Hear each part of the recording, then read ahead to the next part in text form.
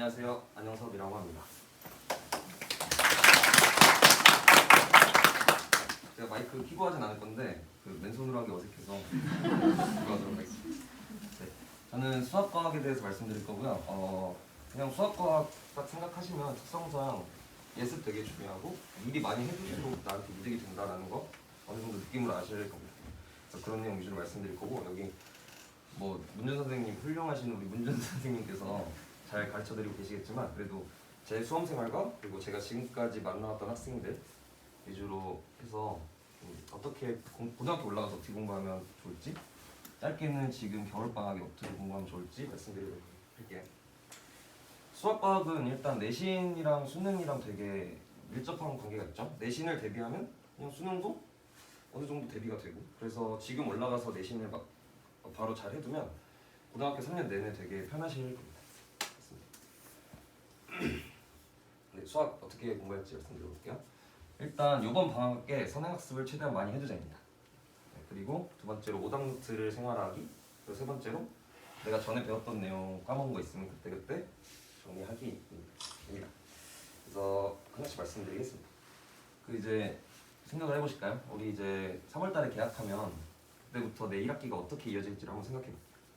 일단 3월에 생각보다 되게 분위기가 어수선합니다. 그래서 새로운 학교, 새로운 친구들, 그리고 새로운 선생님 해가지고 적응하는데 되게 많은 시간이 걸려요, 생각보다. 그리고 이제 올해부터는 경기도도 전국 대비 학력평가를 실시한다고 해서 이제 3월 말쯤에 전국 단위 모의고사를 보게 될 거고요. 그러면은 이제 5월 초 혹은 4월 말쯤에 있을 중간고사를 대비하기 시작합니다. 보고 또 끝나면 5월이 되는데 5월 달은 더 어수선해요. 왜 그러냐면 수행평가를 이제 그때 가장 많이 하고요. 그리고 여러 대회나 행사들, 학교 행사들 이런 것들을 많이 하게 되고, 그럼 또 다시 7월 초 6월 말에 있을 기말고사를 대비해요. 그럼 끝나면 다시 여름방학이 되는 겁니다. 지금 요 한 학기의 플랜을 쫙 봤을 때 내가 수학을 정말 제대로 예습할 시간? 어디 있을까요? 어디? 여기 딱 비어있지 않나요? 네. 그래서 이번 방학에 되게 열심히 하셔야 돼요. 네. 이번 방학만이 정말 다음 학기 또 더 나아가서 다음 학년, 그러니까 이번 1학년을 위한 정말 미리 준비할 수 있는 정말 거의 유일한 시간이라고 저는 말씀드릴 수 있어요. 그래서 근데 게다가 수학을 만약에 지금 열심히 안 해놨다? 내신 기간 가서 열심히 한다고 해서 정말 많은 뭐 등급이 많이 올라가거나 그렇지 않을 거라는 거 다들 아시잖아요. 수학이라는 과목 특히. 그래서 미리 대비해두면 좋을 것 같아요. 미리 대비해두면 다른 암기 과목들을 내신 기간에 더 집중할 시간이 많이 주어지겠죠. 그렇다면 이번 방학에 어떤 과목을 어떻게 공부해야 될까 했을 때 이번 방학 때는 적어도 저는 수학 상하는 개념을 끝내놨으면 좋겠어요. 그러니까 뭐 지금 여기 수학학원에 다니시면서 되게 열심히 공부하시겠지만 문준 선생님을 잘 따라서 가겠지만 일단 제가 생각하는 평균은 수학 상하 정도는 끝내놓자입니다. 그래서 수학 하 개념을 왜 지금 하냐 했을 때 수학하라는 과목 특성상 되게 수학하는 세 단원이 있는데요. 세 단원이 다 유기적으로 연결이 돼 있지가 않아요. 그래서 자주 보지 않으면 개념을 되게 많이 까먹게 되거든요. 그래서 여름방학에 다시 볼 예정이더라도, 그리고 아까 보셨지만 여름방학은 되게 짧거든요. 그래서 지금 수학학까지 웬만하면 끝내주셨으면 좋겠습니다. 조금 진도가 느린 친구라면 뭐 수학 3까지만이라도 무조건 끝내놔야겠죠. 그렇게 함으로써 우리는 이제 내신 기간에 다른 암기 과목, 아까 전혜진 컨설턴트가 얘기했던 다른 뭐 사회 암기 과목이라든지 아니면 국어, 영어에 더 시간을 투자할 수 있습니다.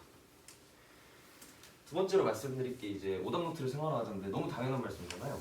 근데 여기 이제 보시면 형섭이와 혜진이가 있어요. 형섭이와 혜진이가 있는데 이제 두 친구 다 1000문제짜리 기출문제집을 풀었다고 합니다. 근데 이제 형섭이는 좋다고 이제 공부 끝하고 이제 책을 덮었고요. 혜진이는 나 여기서 이제 모르는 문제가 300개 정도 나왔으니까 시험 대비할 때 이거 발표 문제도 반복하면서 풀어야지 라고 했어요. 어떤 학생이 모범생일까요? 근데 당연히 혜진이죠. 혜진이인 걸 모르시는 분은 여기 없을 겁니다.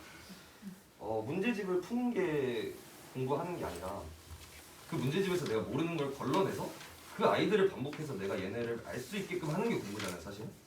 그걸 모르시는 분은 없는데 그거를 이제 잘 실천하지 못하고 있다고 생각해요. 저는 많은 학생들이.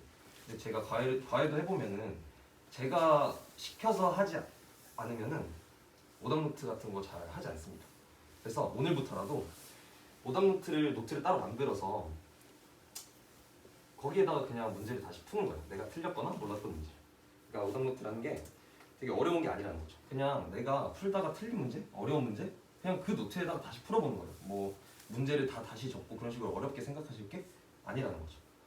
그리고 조금 더 나아가서 하자면은 이제 내가 조금 자주 틀리는 유형이 눈에 보인다.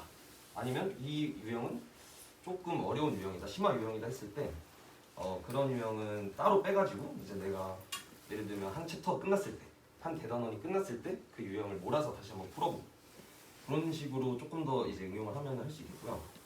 또 예를 들어서 내가 사인 60도를 잡고 내가 2분의 1이라고 실수를 해.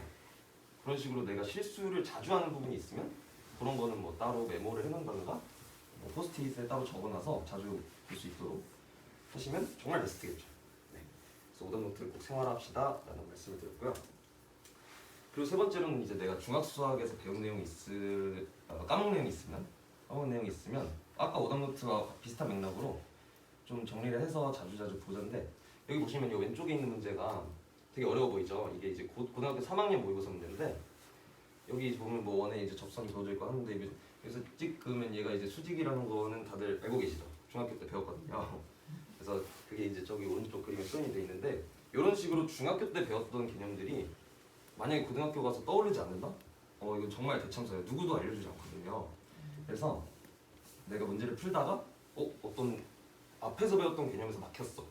그러면 그거는 오답노트급으로 정말 중요하고, 내가 따로 노트를 만들든지 해서 정말 단권화를 해서 나는 이거를 자주 단어장 보듯이 봐야겠다라는 마인드로 가셔야겠습니다. 그래서 수학학습 전략에 대해서 세 가지 말씀드렸는데, 선행학습 최대한 많이 하자. 너무 당연한 말씀이고, 오답노트나 아니면 내가 앞에서 까먹은 개념이 있으면 걔네들은 반복해서 볼 수 있도록 하자. 됐습니다. 다음으로 과학인데, 과학도 뭐 비슷합니다. 네. 과학도 선행학습을 많이 하셔야 되고요. 그리고 이제 최대한 많은 문제를 풀어보자인데, 왜냐면 과학 같은 경우에는 되게 문제 유형도 많고, 뭐 물리나 화학 쪽은 되게 여러 유형이 있잖아요. 그래서 그런 문제들을 많이 풀어보자인데, 이제 어떤 문제를 풀 거냐 했을 때 기출문제를 풀자입니다. 모의고사 기출문제를 풀자고, 마지막으로 암기를 하되, 왜냐면 과학도 결국엔 암기 과목이거든요.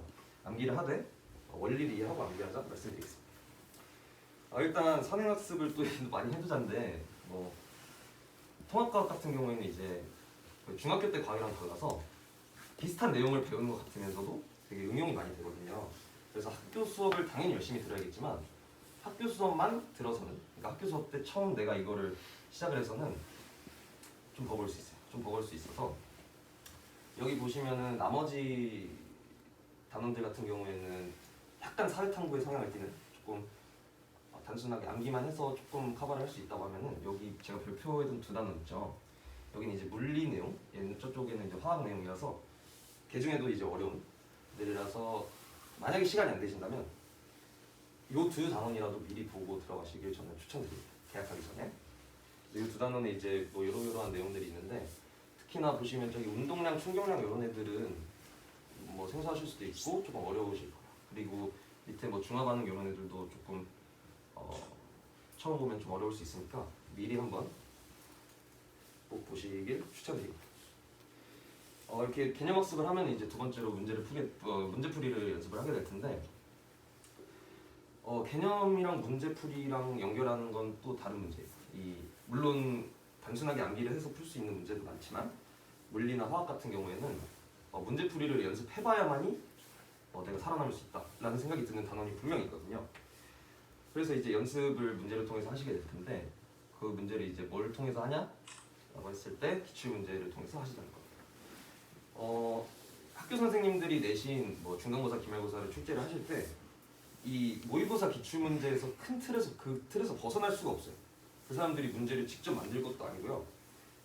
그러면서도 되게 검증이 된 문제라는 거예요. 어쨌든 그 교육청에서 출제를 하는 거기 때문에 이 학생이 여기 부분을 공부를 했냐 안 했냐를 확인할 수 있는 어쩌면 가장 좋은 문제가 기출 문제거든요. 학교 선생님들이 기출 문제를 기반으로 무조건 시험 문제를 출제를 하십니다. 그래서 문제 연습할 때는 무조건 기출문제가 우선이 되어야만 하겠고요. 내신 대비할 때라도 지금 방학 때 개념학습하기도 바쁘다 아니면 난 수학하기도 바쁘다 하면은 내신 기간이라도 꼭 기출문제집을 풀어서 대비를 하시면 좋겠습니다. 그래서 아까 말씀드렸듯이 물리학이나 화학 같은 경우에는 유형별로 좀 문제풀이 방법을 체계화를 해두면 좋은 경우가 많나요? 그래서 꼭 기출문제를 통해서 연습을 하시면 좋겠고 만약에 나는 뭐 기출문제 좀 몇 번을 푸는지 모르겠어 지겨워 하면 이제 EBS 교재까지 하시면 더 완벽하게 완성하실 수 있을 것입니다.